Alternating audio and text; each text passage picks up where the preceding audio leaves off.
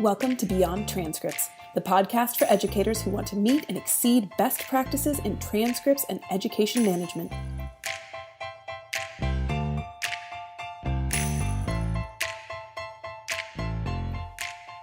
On this episode of Beyond Transcripts, I'm joined once again by Matt Bass, founder of Transcript Maker, as he and I talk about how to make college more affordable. College can be really expensive, and that can create stress for families. So we want to help you with some ideas for how to make your college experience more affordable. There are things that can be done ahead of time, from researching colleges, looking at the different options, considering where you live, to things that your kids can do while they're there, making sure that they graduate on time, and making sure they don't party too much. And we also talk about some general life habits that are probably good for all of us to help really manage our money and be intentional about where it goes. College isn't always the choice that people make, but when it is, we want you to understand how to do that, to make the most of your money, and to have a good college experience with ideally little to no debt when you're done. So stick around for some fantastic tips for how to make college more affordable.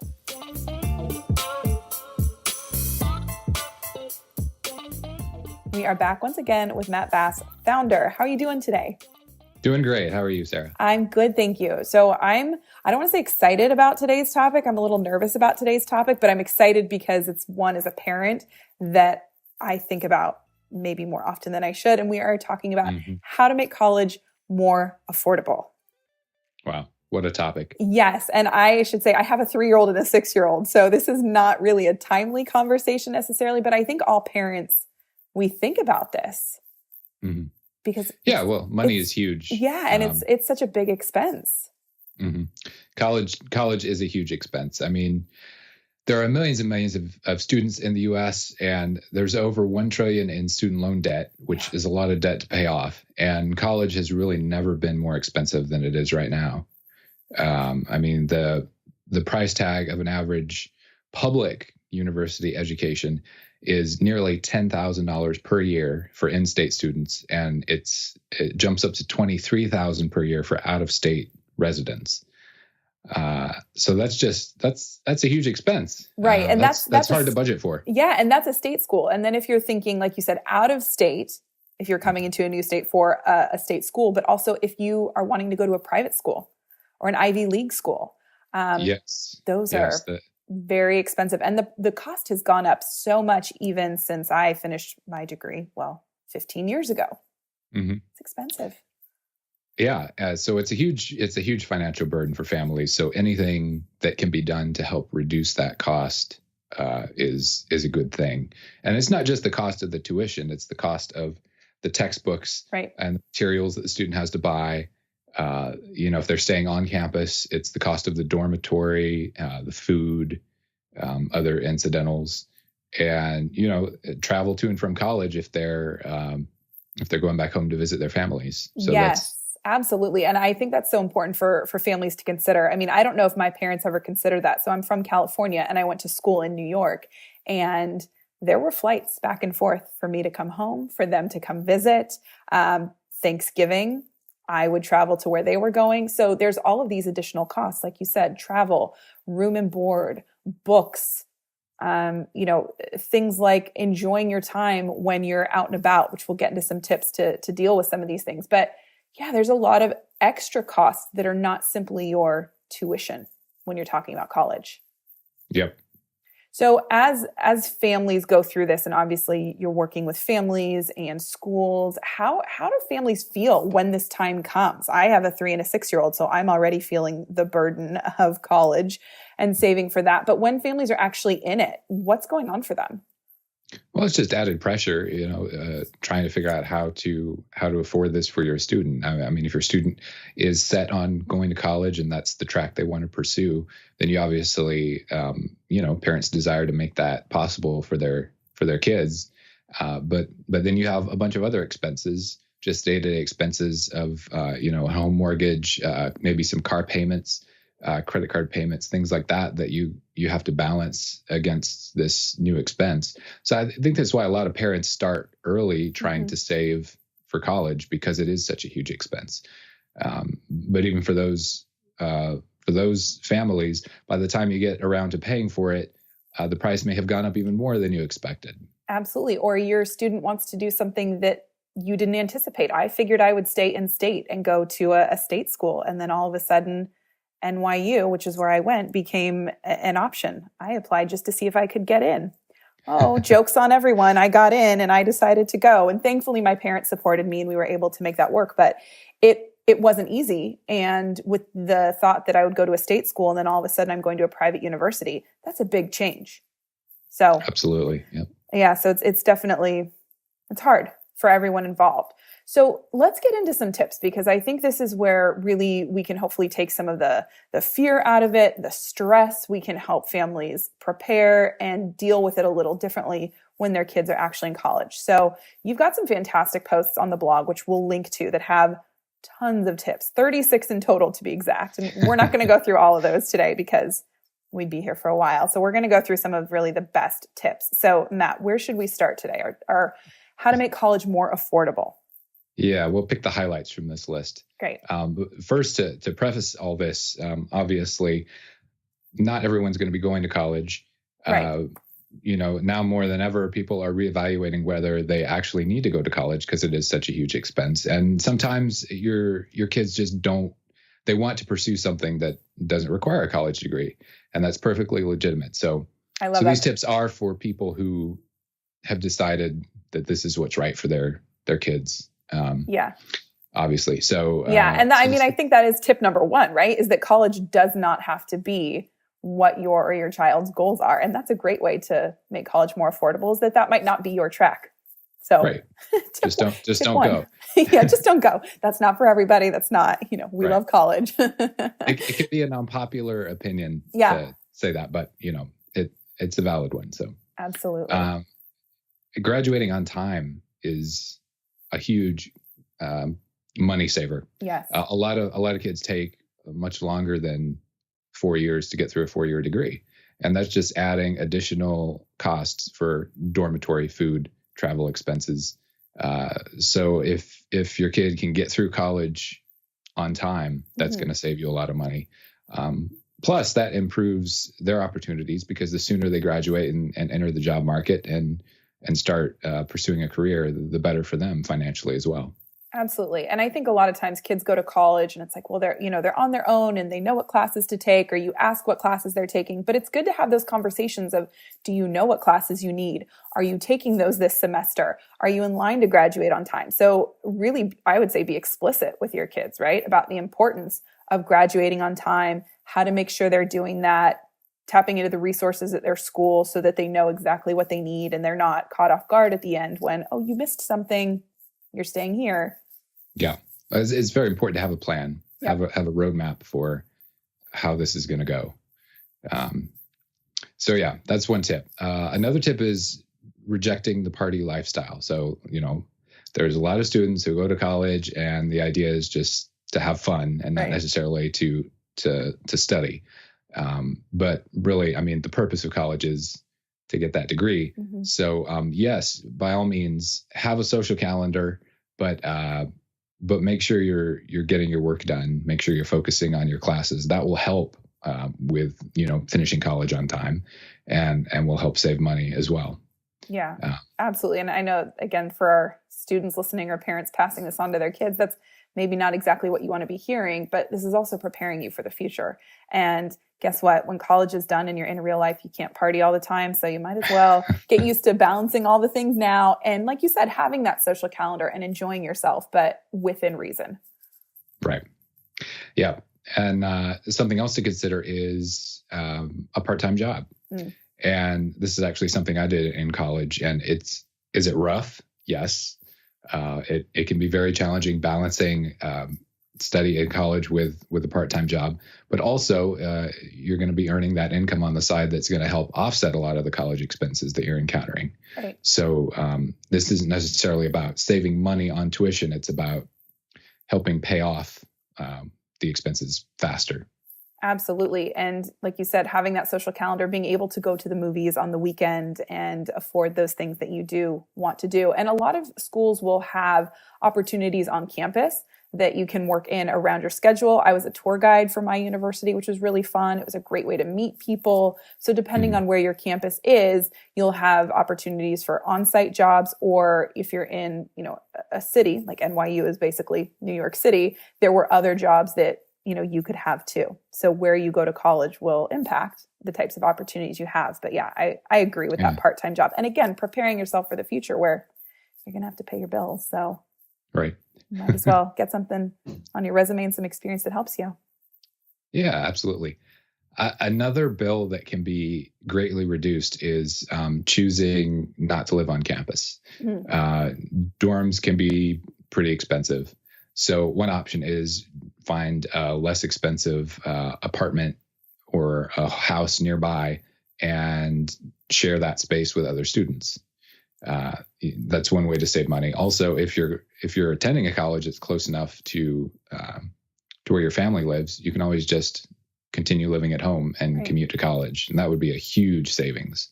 Absolutely. And I think it's important for families and students to remember too that this doesn't have to be all or nothing, right? You don't have to live off of campus or at home for all 4 years. Maybe the compromise is freshman year, you stay in a dorm, and then you find, an apartment or something off campus with other friends, or you commute for 1 year and then you move closer to campus. That these are all great ways to really make it more affordable. But if you feel like, I really want to be there, it doesn't have to be all or nothing. Look for what the compromise is and what you and your family can ultimately afford and hopefully not have to go into debt or too much debt for. Right. Yeah, great point. Buy used textbooks. Oh, I love textbooks this tip. Textbooks can be so expensive, and it's ridiculous because, as soon as a new edition comes out, the one you had is worthless. Yes.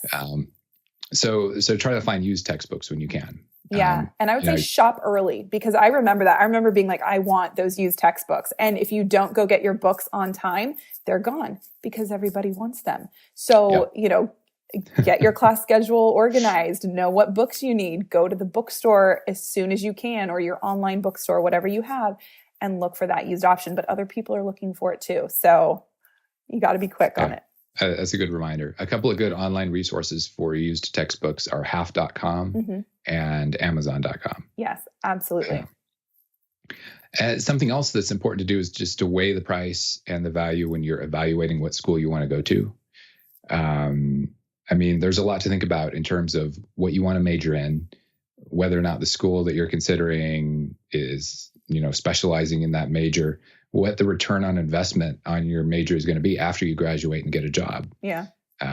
Because a lot of times it might make more sense to attend a community college instead of a state school or an Ivy League school based on what you actually want to do with your degree. So it's nice to have a fancy college name on your degree, but it may not be necessary for what you actually want to end up doing in terms of a job after you graduate. Absolutely. I laugh as we're talking about this because, again, my degree from NYU, Tisch School of the Arts, it looks great. And it was an experience I would not change for anything. And fortunately, we were in a position where we could make that happen. But I don't do theater now. I didn't need that degree. But the path that I was sort of set on and where things went after that, I wouldn't change it. But I think that's such a smart point. And at the time, we thought, I want to do theater. That's one of the best places to be. So those are great conversations to be having with your kids because there are so many options now that can help them with what their ultimate goals are. Sure. Yep. Another great thing to consider is dual enrollment. This is where you actually can take college credits in your junior and senior years of high school. And this is a great way to cut your college expenses because you're basically getting credit that you can use for in two different places. And we have a whole post on the blog about dual enrollment. So I definitely encourage you to check that out if you don't know anything about it. And one of my favorite tips here is to consider distance education, because this is something I did for several years of my degree. And, it used to be when you thought online degree, it's like, it's a diploma mill. It's a fly-by-night group that you just send your money into and they send you a fake diploma. Well, that's not the case anymore. Right. There are lots of legitimate brick and mortar schools who are now offering distance learning programs, and a lot of times they'll be significantly cheaper than going and sitting in a classroom. So that would definitely be something to consider. If you've already settled on a school, at least check with them and find out if they have an online learning program and if you can take advantage of some of that. Because not only are you going to be saving money, you're also going to be saving time commuting, and it's like a double win. So right, and again, I think it doesn't have to be either or. Like you said, you could be in an on-campus program, but even taking one class online each quarter or semester gives you time. It gives you flexibility. You have more hours to work, right? Because you can work during the day and maybe do your class at night. So there's so many great options when you consider distance education, and it's not a fully online degree. You can do that, but it doesn't have to be just one or the other. Right. Yeah, absolutely. Pursuing scholarships can be a huge help. And, if your student is still in high school right now is the time to start looking into that. Yeah. And start applying, because that could be a huge, there are scholarships out there that will cover most, if not all, of the college tuition based on your circumstances and what kind of degree you're applying for and that kind of thing. So that's definitely something to start researching early. Yeah, that's a great tip. I think I know I didn't take enough advantage of that. I think it's money left on the table, basically. And why would you do that? Sure. Something else that's similar to online learning is testing out of courses.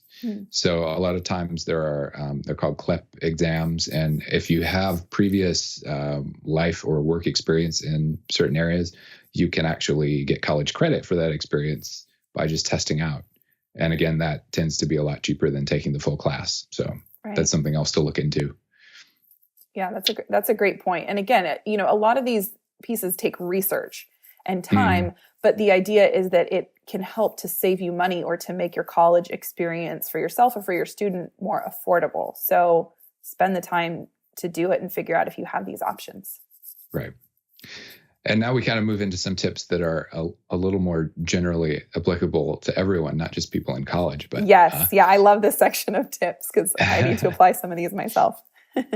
So find a cheaper smartphone plan. Odds are that the phone plan you're on right now doesn't have to be as expensive as it is. So shop around. Prices are coming down all the time.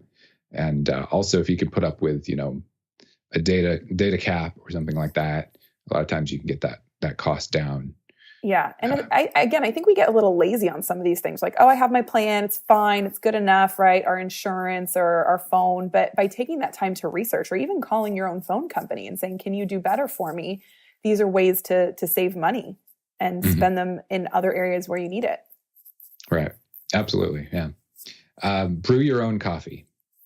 So this is great advice for anyone. But, one analysis that we linked to on the website found that the average American worker pays almost $1,100 per year for coffee.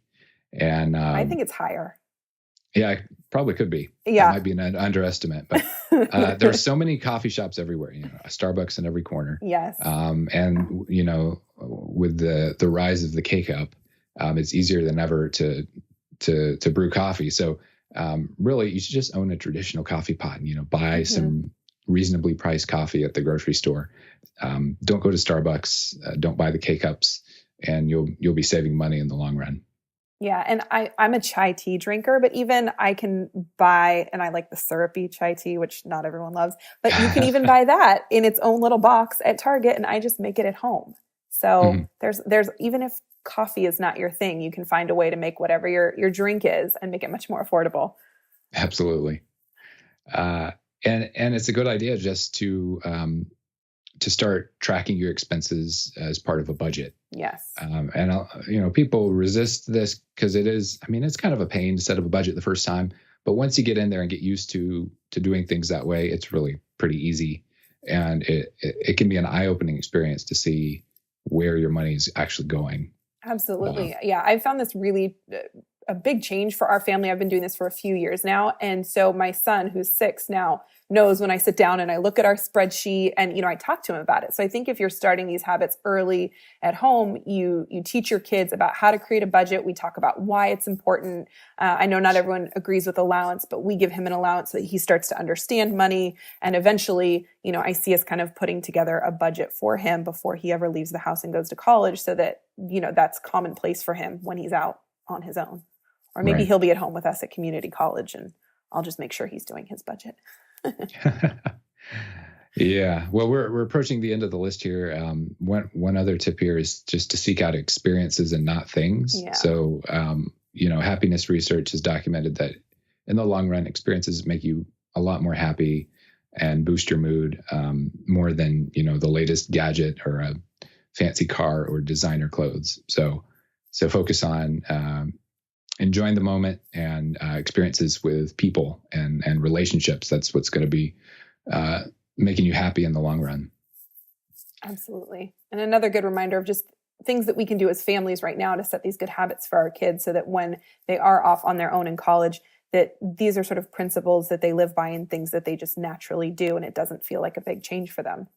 Yeah. That's a great point. Well, this has been hugely helpful. Lots of fantastic tips for how to make college more affordable. And like we said, some very specific to college and planning and preparing, ways that you can save money while you're there, and then some really good just life tips for all of us that we can all apply. Yep. I mean, the most important thing is, just pay attention to your finances. Yeah. Don't just drift through life and hope that everything works out. Yeah. Absolutely. Hopes are great, but we want to take action and, keep track of our money, know where it goes. And like we said, college may not be for everybody, and that's okay. But for those students and families who do pursue higher education, it can be very costly and that can be stressful. So these are some fantastic tips for how to make college more affordable, save some money, and really be deliberate about where your money is going. So thank you so much, Matt. This was a fantastic episode and really great tips for everybody. Oh, you're welcome. Thank you, Sarah. Well, I already feel better about college with those great tips that Matt and I talked about today. College is definitely expensive, but regardless of where your kids are in the process, they're itty bitty, they're getting ready to head out. These are some fantastic actionable tips that you can apply. And if you want more tips, we've got 36 in total on our series of blog posts, which we have linked for you below. You can also join our newsletter so that you get these blog posts and podcasts delivered directly to you. And we've also got a 2-week free trial of Transcript Maker if you'd like to check it out.